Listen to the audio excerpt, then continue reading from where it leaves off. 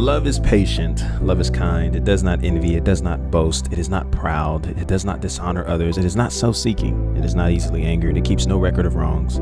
Love does not delight in evil, but rejoices with the truth. It always protects, always trusts, always hopes, always perseveres. Love never fails. So we are at the end of our journey and series that we've put together, just journeying through 1 Corinthians. And I really do pray that you guys have gotten a lot out of it at this point. If you haven't seen it, this is your first video coming across, go back into the channel. We have a playlist put together as we just journey through each description of what love is.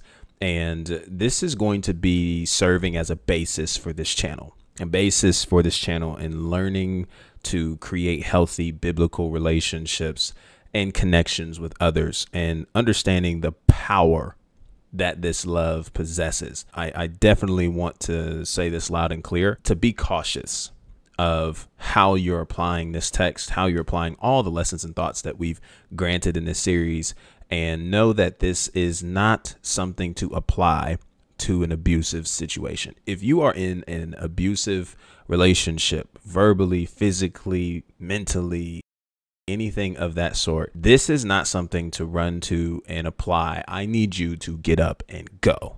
Okay, I am not one to say that you ought to stay. I am not one to support the idea that you should stay, because at that point, that individual, as we've discussed in a plethora of videos that we have made, maybe up to this point and even further along the line, that you are no longer honored in that space, and that person has no longer placed them in a position to be honored due to their actions towards you that have been abusive, manipulative in such a great fashion. Get out of there, leave that, and don't find yourself applying these principles there, because that is not something that is conducive. This next thought that I want to grant you is to recognize the power in setting your temperature. Okay, and what do I mean by setting our temperature? Well, as human beings have the capacity to allow outside external forces to have such a great impact on us emotionally, mentally, and spiritually, even in those scenarios. And because we have the capacity to allow those things to happen, the people that we're connected to, the relationships that we try to honor, we try to build, we try to maintain, cultivate, and create, we also can carry the idea of allowing others, their moods, their attitudes, their character, the way that they move, to impact us, to influence us, to really match that energy, or to be that same individual that we're around. And of course, in some aspects, this is a good thing. If you're around a lot of people who are wise, who are moving in love, who are moving in biblical principles, who are honoring their family, honoring their relationships, who are men and women of character, integrity, strong commitment, like these are good qualities that not only you want to be around, but you also want to apply into your own life. But at the same time, there are people who feel as though if they have an attitude, a bad day, aren't feeling too great, then others around them should have an attitude, have a bad day, and not feel so great. And that, I think, in and of its own essence, is something to be mindful of, because this love calls us to move at this space and place regardless of what is given or not given to us. And even if it's not something that we find ourselves giving wholeheartedly to an individual anymore, because we're no longer connected to them, because we are no longer in vicinity, we're no longer in proximity, for whatever reason it might be, it doesn't change us from living in this space towards everyone else we ever encounter moving forward. And so if you think about the common statement, happy wife, happy life, if she's happy, I'm happy. But if she's sad, I'm sad. Right? This kind of idea that the temperature of the room is affected by the wife, or maybe vice versa, for those of you who might have remixed it, happy husband, happy life, whatever you might want to put on that. And I think it's so relatable to all the relationships we have around us. And this is something that isn't beneficial in the long run. And here's why. If she is having a bad day, fellas, like, we don't want to join in on those down emotions, those possible negative thoughts, negativity that's kind of brewing up from the sadness, the grief, the frustration, all the different types of negative emotions that we could talk about and label behind the emphasis of happy wife, happy life. We don't have to have a bad day because they are having a bad day. Oh, you don't really care. You don't really love. No. Because here's the power in this is that if she's having a bad day and my day is going well, in my vicinity, in my bubble, my day's going well, my attitude and spirits are high, I'm feeling good, this actually allows her to lean on me, or allows the wife to lean on the husband, to receive some encouraging energy, receive some positive influence and love in such a space. But that only can happen because you're walking according to the temperature you've set and you've chosen to walk into your day with, right? So you had a good day, she had a bad day at work. Well, we don't now have to match the energy she's having by having an attitude and being mad about things simply because that is how she's feeling. What we can do is, because we've had a good day, we feel good, we're in good spirits and positive thinking, we're able to lend that and be a helping hand and serve our significant other in a way where they can now be uplifted and come out of that swamp of mindset and thinking that they're carrying from the bad surrounding, bad day, bad feelings, bad thoughts that they may be experiencing in that moment. That is very much more serviceable, effective, impactful than just matching the energy. And okay, you got an attitude, you mad, now my whole day's ruined and I'm mad because you're mad. But it's like, man, my whole day's ruined. I don't even feel like I can get anything done and anything productive and anything effective and move forward in such a way. And so that's something to consider as an example behind setting your temperature that I want to grant to you and help you understand that applying these principles, living under this love that we are ultimately called to as believers, gives us an opportunity to set our temperature to the standard and principles and ways of Christ. So Christ has called us to live out this love as individuals. And so no matter what others do to me, no matter what others fail to give me, no matter if others who I've given my love to have found a way to reject the love I give them. Maybe it's no longer beneficial to them. Maybe they no longer see a use of it. Maybe they no longer are attracted or feel the same way. Any kind of relationship that we want to connect this to, simply because one person or maybe many people don't find fitting to receive the love that I'm granting, that is moving in patience, moving in kindness, that isn't envious, that doesn't boast, that is not self-seeking, that is not easily angered, right? That holds no records of wrongs. These kinds of descriptions, it does not mean that my character, my temperature, my integrity, the way that I'm choosing to walk out and live out this life has to now be changed and completely eradicated because somebody looked at me and said, no, I don't want that. So this temperature setting, as challenging as it may seem, because it can really definitely come off as like, oh, they don't really care. And it can be really easy in those moments to kind of match that energy. Well, forget you too then, right? And it's real easy to do that. And I've seen in my own life and in the lives of others around me just how easy it is to allow such change of character and temperature based on the rejection of others can become so bad and negative, downward spiral, if you will, over time. And I just don't think that that's a life that we're called to live, being under the principles and standards of Christ, whom we are to represent at all times, even in the face of rejection, even in the face of things that may not go the way we hoped or wanted it to. Set your temperature and don't allow rejection to change your character. And the way that we allow that to happen is by resting in Christ, coming to know him and have a relationship with him, allow him to be the foundation of our lives, and allowing him to set the temperature for how we ought to move and interact with others. So that way, when it isn't given, if it isn't returned, if it isn't reciprocated, we're not matching energy. We're still choosing to move in this manner, whether it's still towards that same person or it's towards anybody else we ever encounter. Now, again, as I've mentioned before in other videos, don't get me wrong, this doesn't conflate or confuse the perspective that we all carry as humans, that we all desire to love and to be loved. The expectations on whom we can receive such love from, however, does make a difference. I can't expect those who don't know Jesus to move at this kind of love, thereby being able to be fulfilled through a connection with them and be poured in with such a great love, because they don't know Jesus.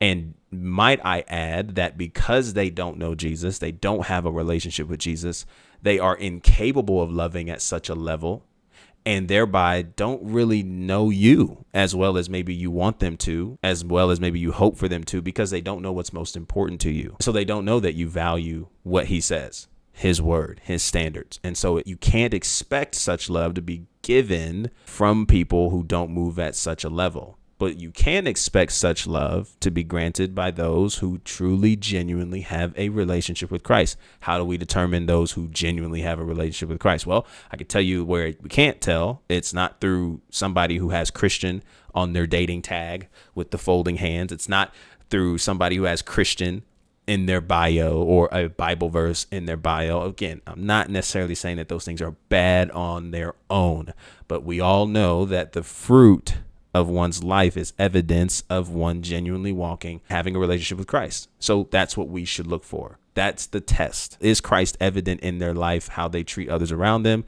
how they treat me, how we treat each other? Like those kinds of things matter. And when you have two people who come into the relationship and say, hey, what can I do for you? Especially with Christ in the middle. Imagine what God can do. But here's a third point I want to give you, and I'm going to wrap these up pretty quickly. But this is a love that we're called to live in, not one that is culminated by something else. So as individuals, as believers, brothers and sisters in Christ, this is a love that we are called to live in as individuals. We only need Christ in order to maximize this love that is granted here.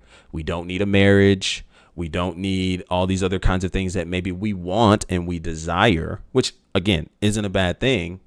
However, and we don't need that very relationship in order to start moving in such a love. Hey, you can start moving in this love towards people that you're already around. Friendships, family members, coworkers, people that you encounter, people that you have conversations with that are in disagreement with you of your fundamental beliefs and value system. You are able to move in this love and get a good practice at this every day. I think you can't go wrong in your prayer time. Hang out with God for a bit. It's not a bad thing to seek out areas where you can improve in your patience, in your kindness, when you're not moving enviously, when you're not boasting, when you're not doing something out of a selfish manner, thereby self-seeking. There are so many different ways in which we can approach the conversations and encounters we have with others and look to reflect this love with the mission in mind to reflect Christ in everything we do. And so know that this is maximized with a relationship with Christ, because you can get a marriage and you can get a dating relationship and you can have all the friends in the world and you can do all that and still not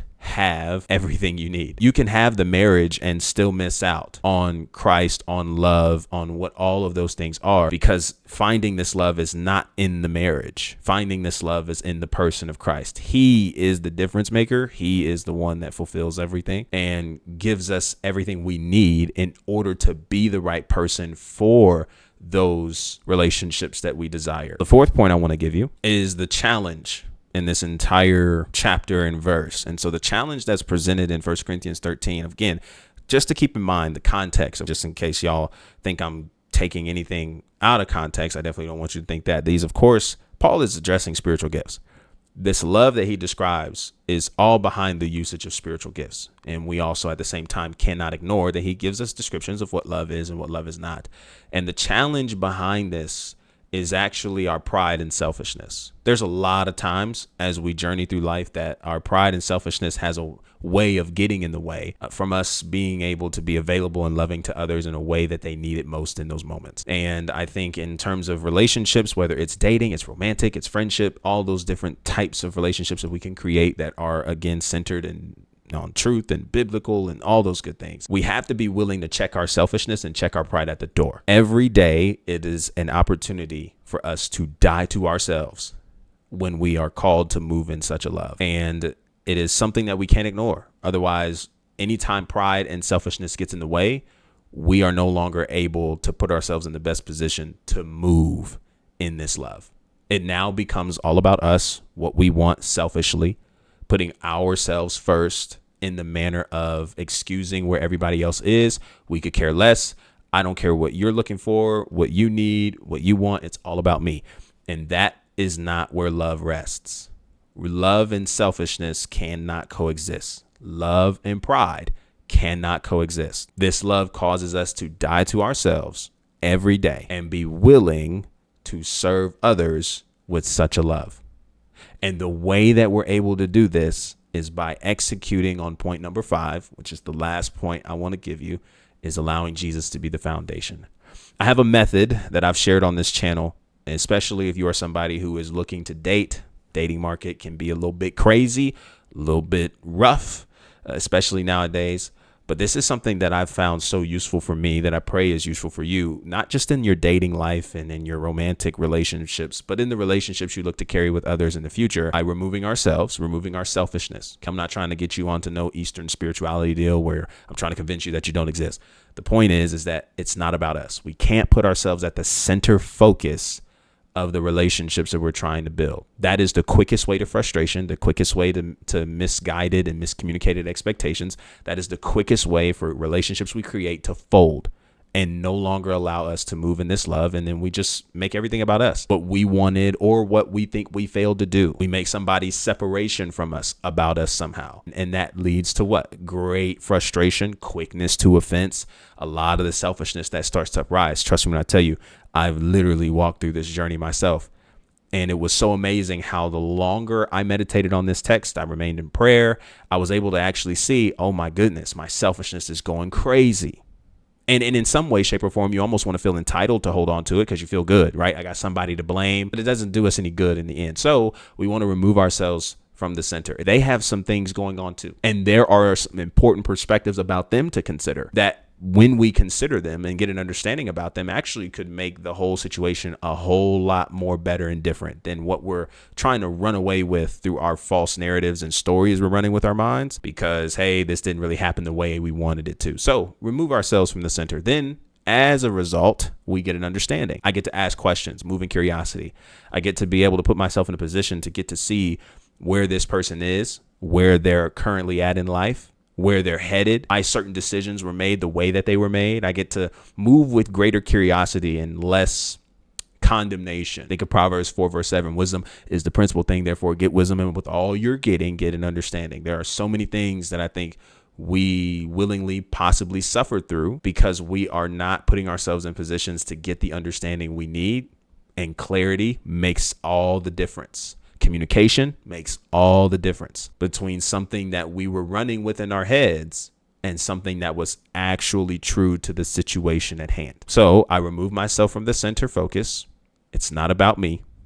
Now I open myself up to get an understanding on the situation, get an understanding on the perspective, get an understanding on where that person is. The end is recognizing that there's no greater love. John chapter 15 tells us that there is no greater love than he that lays his life down for his friends. And so because there's no greater love than he that lays his life down for his friends, and his friends are those who follow after him, I recognize that there's nobody on this planet that can match the love that Christ already gives me. Here's another better way to put it. Maverick City puts it best in the beginning line of their song, Gyra. I will never be more loved than I am right now. Romans tells us that there is nothing that can separate us from the love of God. So because I can embrace this more and more, that allows me to move from a place where I am complete and not looking for somebody to complete me. And by way of doing this, I am not looking for validation from other people, meaning I don't need them to love me a certain way, to treat me a certain way in order for me to make the decision to say, hey, I'm going to love you, show love to you, and continue to move in love anyway. And this is a tough deal because culture just pours into us. Reciprocate energy, match energy, do unto them as as they've done unto you, instead of really moving by the 2 commandments that Jesus grants us in Matthew 22, to love the Lord your God with all your heart, mind, soul, and strength, and to love your neighbor as yourself. So it's always depicted on how I would prefer to be treated. It's never depicted on how you treat me. And so, of course, that's another conversation for another time. What I'm getting to you is that there is a necessity to rest in Christ, rest in the love that he already grants us that was proven on the cross, and really embrace that with our entire being and fully embrace, God, your love is the greatest. There is nobody else's love that can match the love you give. The best they can do is reflect it. And so because I am now able to move from a place of completion and not needing validation and not needing to fight for somebody's love, I'm now more free than I ever have been to give love to others. And not to say that it's not going to be intimidating or you're not going to have some questions, some thoughts, and even some doubts. Oh, I don't know if they're going to give it back. I don't know if they're going to show it back. I don't know if they're going to reveal it back. The comfort in this for me so far has been that regardless of whether or not they give it back, I'm only in control of what I'm in control of. And I'm going to make the decision to give love and move in a response that Christ has called me to with love in everything I do. And even though I can't control how you respond, and although I really do want you to reciprocate the love I give to you, that does not mean that because you choose not to, that now I have to match the energy. I have to move at a level that disregards the love I've given, the love I've moved them up to this point, because then it second guesses everything. Oh, so you kind of really didn't mean that. You kind of really weren't genuine in that, because all it took was somebody to tell you no. And now you're withholding your love from them. And I just think that when we consider where we are and what we're looking for and the kind of love that we want to live in and the kind of love that we want to be transformed by, that can't be it. I remove myself from the center. As a result, I am able to get an understanding on the individual, their perspective, where they stand, and recognize and rest in a space of accepting and embracing that there's no greater love than one that lays his life down for his friends. There's no greater love than Jesus. There's no greater foundation to have, to hold, and to lean on than Jesus. And he is the one that makes me complete and gives me the capacity to move forward, to move first, to love first, and to give love, even if it's not reciprocated in a way that I would like it, in a way that I was hoping it would be. I'm still able to move in this, not because of anything else other than this is the love that he's called me to live at. And when you're rejected, because there will be people who might and will reject the love, the kindness, and the things you move in towards them. When such is happening, please understand that you're in good company. I know that that isn't something that you want to hear, and that's not something that maybe soothes the anxiety, but I want you to know that you are in good company, because before they did it to you and I, they did it to Jesus first. And it's in such an interesting way to experience God when we're able to still move at such a level and capacity, even towards those who aren't wanting to receive the love we give them. So it's something to think about, and it's something to continuously rest in. But the next time you hear this scripture that is repeated to you at a wedding, somebody who may think to themselves, hey, I can't wait to find my Proverbs 31 and Ephesians 5, and we can create a 1 Corinthians 13. Think on these things that we've talked about in this video, that we've talked about in our series, that can give you just a little bit of insight on just the calling we have as believers to really love at such a level that really only can be found in the person of Christ. We love him because he first loved us. He died and gave it all to us. He gave everything to us before we even knew his name. We even opened our first Bible, first scripture. He knew our name and he did it all. He went all the way, even for the people that rejected him, putting him on the cross. I just think that there's a lot that can be said about that. And when he becomes the mission and Jesus himself becomes the prize for our lives, love has a whole new meaning, has a whole new look, a whole new challenges, whole new perspective, but one that's transformative for our lives, for the better, for the rest of our lives. Let's not move in religious spirits and wait for people to do something for us in order for us to feel free to do it for them. No, let's choose to move in a transformative way that Jesus has called us to love as we would like to be loved. Love your neighbor as yourself. So it's never determined by how you treat me. It's always determined by how I would want to be treated. And no one wants to be treated like dirt. No one wants to be mistreated, disrespected. No one wants to be led on and manipulated, abused and misused, but everyone wants to experience a love that only God can truly give, a one that is patient, that is kind, that is enduring, long suffering, that doesn't envy, doesn't boast, that isn't proud, that is not self-seeking, that is not easily angered, that does not keep any record of wrongs, a love that does not delight in evil but rejoices with the truth, a love that always protects, always trusts, always hopes, and always perseveres. And because this love is centered on God himself, which is agape love described throughout all of this text, whether we are moving in our spiritual gifts or we are loving on others in relationships and in process, it is because this love rests on God that love never fails.